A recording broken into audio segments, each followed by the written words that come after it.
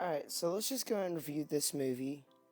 This is Transformers Dark of the Moon, the 2011 film directed by Michael Bay. I've reviewed Transformers 1 and Transformers Revenge of the Fallen on this channel. I gave Transformers 1 a 9 out of 10, and I gave Revenge of the Fallen I don't really remember. I think I gave it like a 6 out of 10. Yeah, 6 out of 10. So now let's go on to Dark of the Moon.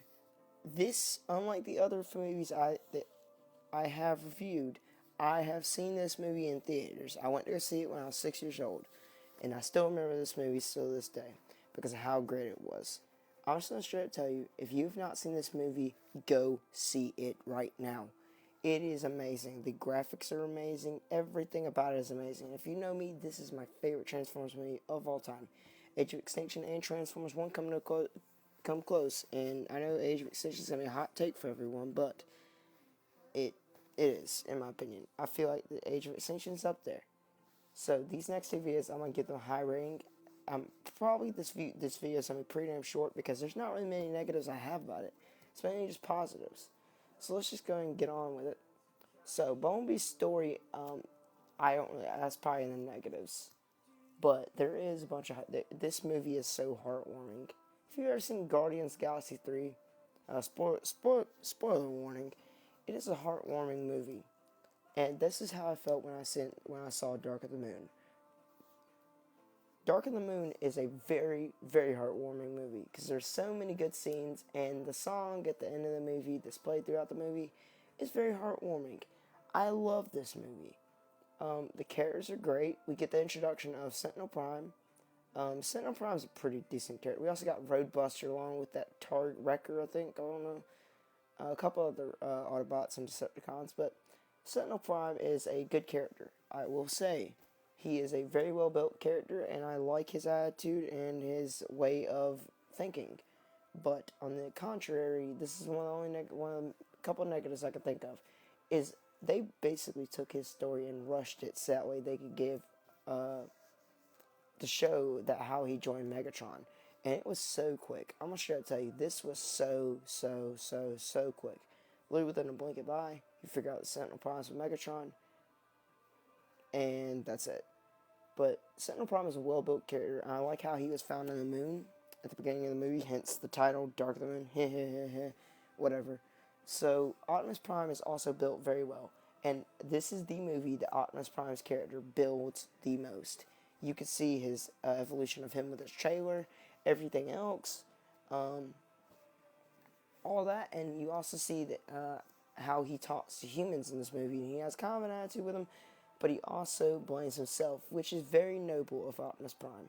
Optimus Prime, as a leader, I should expect that you would be able to take priority in what you've done and take accountability in it, which Optimus Prime does that. That's why Optimus Prime is a great, great, great leader. So Optimus Prime, he takes accountability that he did all this shit to the humans, which is very upsetting because he didn't do any of this shit to them. We also get the introduction of Shockwave, and when I was a kid, I loved this version of Shockwave. But now when I grew up, I don't really like it that much. I don't like Shockwave. I don't. Like I like the old character. I love the old character. It's the best Shockwave of all time. But they're both really good. But Shockwave, that's part of another negative, is he is there's really no point in him in the freaking movie. There's no point. You might as well just get him out. He does a couple scary parts. That's about it. Scary parts on like making all the characters scared. But that's about it. There's also he has this worm thing. I don't know. There's also the introduction of Wheeljack, which is awesome. Wheeljack is very, very good. They didn't. I like the Bumblebee. I like the Bumblebee design better. It's better, but I do like this one more than I like the new one in Rise of the Beast. But I mean, it's not terrible, but it's also not great. But let's get on the other things I have about this movie. Let me go ahead and get a quick drink break. Okay.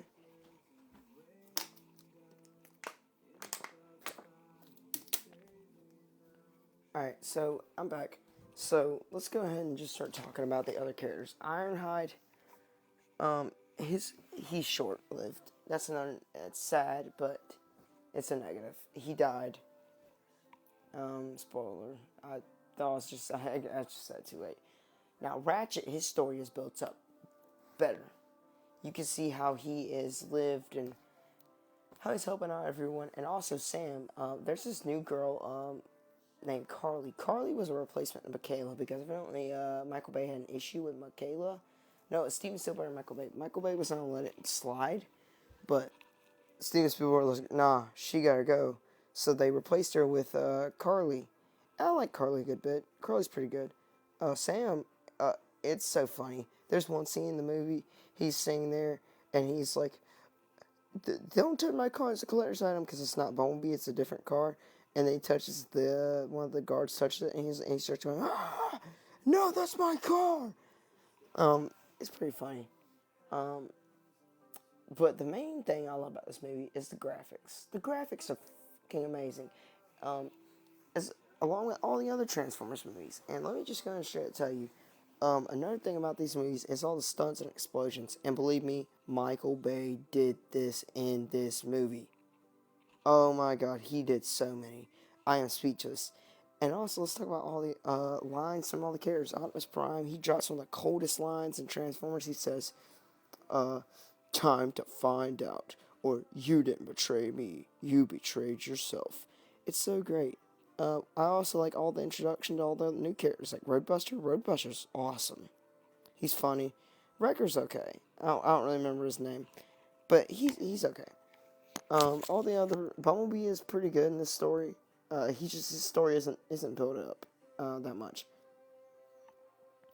Now, I do gotta say, I actually did like Starscream a little bit more in this than Revenge of the Fallen. It's pretty good. Other than he dies in it, yeah. That's not really a negative for me. The same with Wiki just yanks his eye out. Now, let's talk about another negative. Megatron. Megatron is the stupidest character in this movie, okay? Like, there's no reason that this guy should have been in this movie. He is absolutely dog water. He is so, like, disabled, and Optimus Prime really just chops his head off and throws his axe through him like it's nothing. So, which is something that I like about Optimus Prime in this movie. I just have a soft spot for this movie, you know? And, RC, the little RC car, I forgot his name. It'll probably come to me soon. He's funny. Same with this other partner, I forgot his name, but he's pretty funny. I also like Sam's parents are great too. There's a whole scene where they're like, "Oh, Sam, did you get a job?" And he's like, "No, I've got to sign up for stuff for it, but I haven't got the job yet." And they're like, "Well, you better start getting work on it," which is pretty funny in my eyes. His mom kept joking around with Sam and with Sam's friends at the college when he moved to college and shit. No, that wasn't the last movie.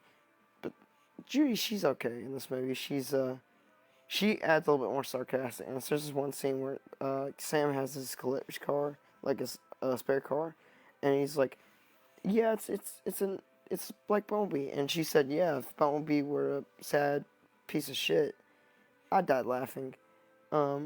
Also, the introduction of Soundwave.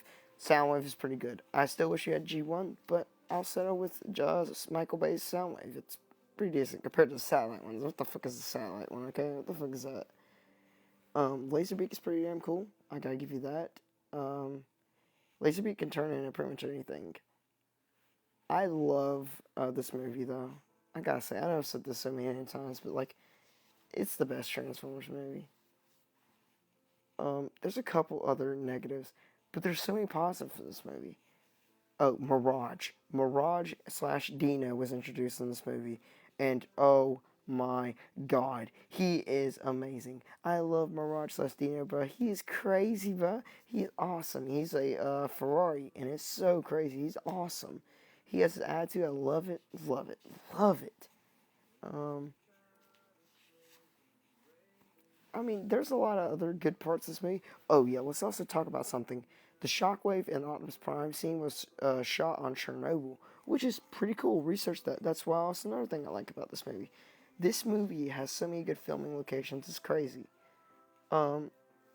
Now, also, I'm just gonna start to tell you about some of the other negatives I really have. I don't really have many.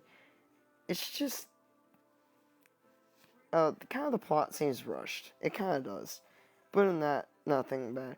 Oh yeah, this is not a negative or positive. So you know how there was like Energon coming out them now, but nah, that just replaced the blood. But hey, whatever. Um, Megatron admittedly teams up with Optimus Prime and tries to defeat Sentinel, which is pretty good in my opinion. I respect that. Alright, let me take another drink break, and I'm gonna finish this review.